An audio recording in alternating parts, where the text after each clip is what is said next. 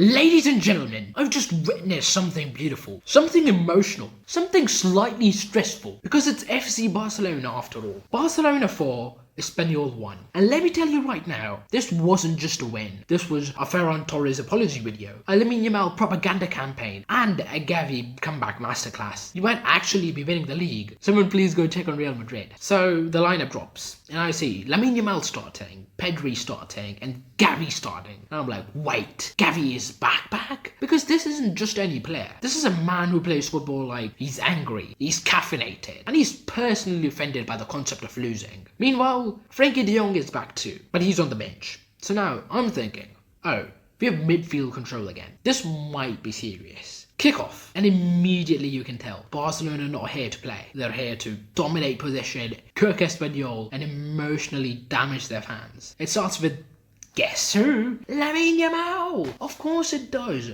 Blood takes a corner and delivers across so beautiful that even Xavi Hernandez probably stood somewhere and nodded and clapped. The ball goes into the box and suddenly Ferran Torres scores. I repeat, yeah, you didn't hear this wrong. Ferran Torres scores. I had to pause the game because I had to check if I was dreaming. This man finally remembered, oh yeah, I'm a striker, you know, the sardine, the tuna fish, the shark, who used to be the shark. Now, let's talk about GAVI, because stats won't show it fully, but this guy was everywhere.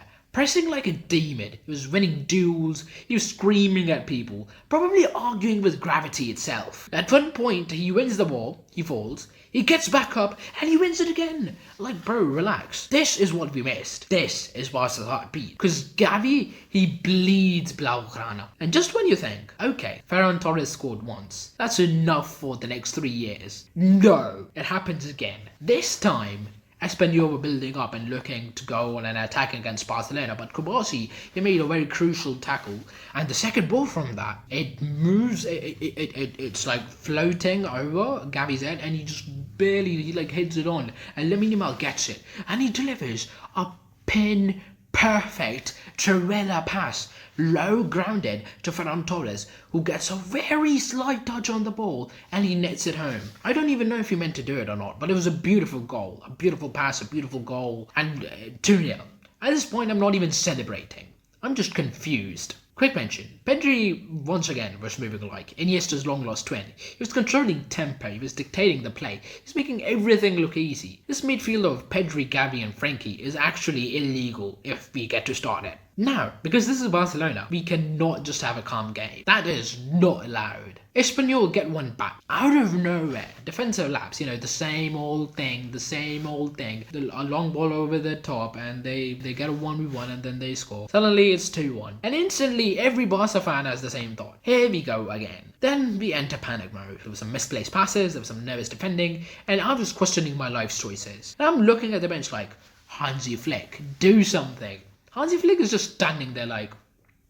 And then the kid decides, alright, enough. Lamine Yamal turns into prime Messi. He gets the ball, he dribbles past one, past two, cuts inside, and boom! He almost scores, but he missed. This kid is moving like prime Messi, especially. He's going to get that Ankara Messi, Ankara Yamal goal soon enough. He didn't get it at this point in time, but he's going to get it soon. The way he's moving. He did end up scoring later on in the game, but still, this guy was moving like crazy. This guy is not real. He's 18. He's cooking La Liga defenders, and he's running games. What were we all doing at 18?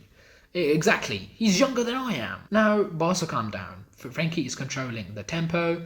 Pedri is dictating the play like always. GAVI is still pressing like it's a final. And Espanyol, they're finished. They're mentally gone. Late in the game, it's a counter-attack. Ball played through to Frenkie de Jong.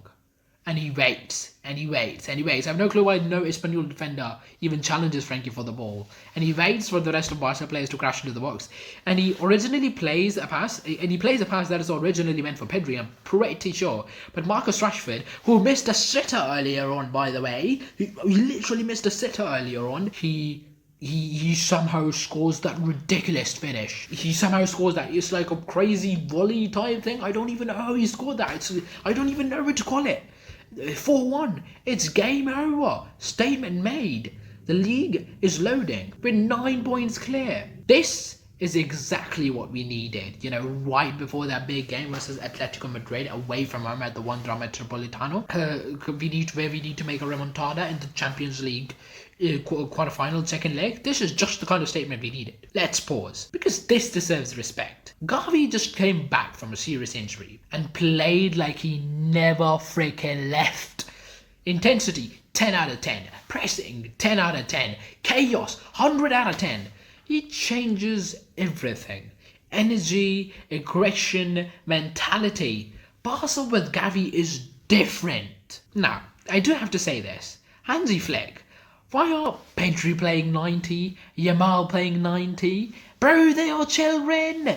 We are winning 4-1. Come on, title race is in control. Rotate them, please. Give Brony Bargy some chance to play as well. You know, we have a big game against Atletico Madrid soon in the Champions League quarterfinal, in 2 days, 2 or 3 days. Come on, mate. And they literally rested like 10 of their players in the game against Sevilla. Come on, mate. Come on.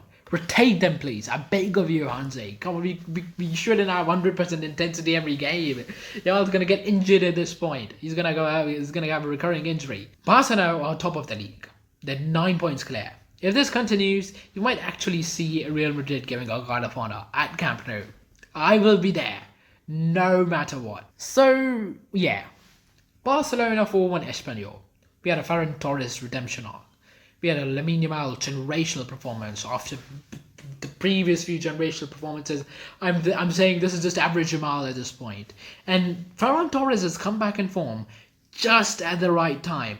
This is the business end of the season. And if Ferran Torres continues like this, we're making that comeback at the Metropolitano. And after that, we're going to the Champions League semi-final. We're destroying Arsenal in the semi-final, both legs. And then we're going to the Champions League final. And we're winning it all. Up for La 6. Let's go. We're winning everything. We've basically already won the league.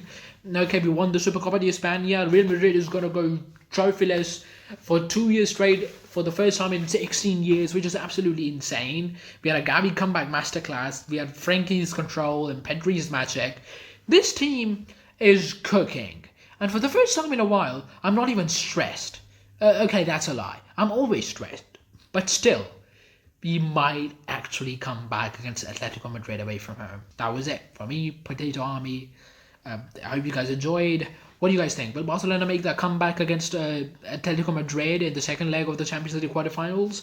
Tell me down in the comments below. Bye-bye.